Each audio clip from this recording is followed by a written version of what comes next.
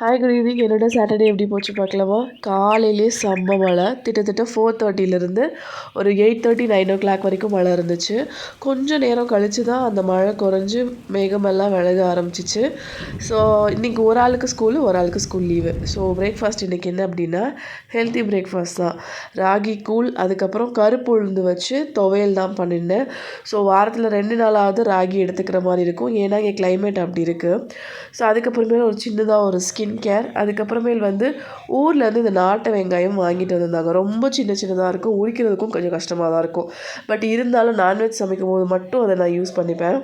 இந்த வீட்டுக்கு ஒரு 1.25 வருஷம் இருக்கும். இந்த சிங்க் இது வரைக்கும் எந்த ப்ராப்ளமும் கிடையாது. சின்ன சின்ன குப்பையெல்லாம் போய் அடைச்சிச்சு. ஸோ சிங்க்கெல்லாம் நல்லா க்ளீன் பண்ணிவிட்டு கிச்சன் ஃபுல்லாக க்ளீன் பண்ணிட்டு சமைக்க ஆரம்பிச்சிட்டேன். சாப்பாடு பாவக்காய் வறுவல், அதுக்கப்புறமேல் அவரைக்காய் கத்திரிக்காய் எல்லாம் போட்டு சாம்பார் தான் இன்றைக்கி. ஒரு சிம்பிள் லஞ்சாக இருந்தாலும் ரொம்ப டேஸ்டி அண்ட் எம்மியாக இருந்துச்சு. கிளைமேட்டும் சூப்பராக இருந்துச்சு.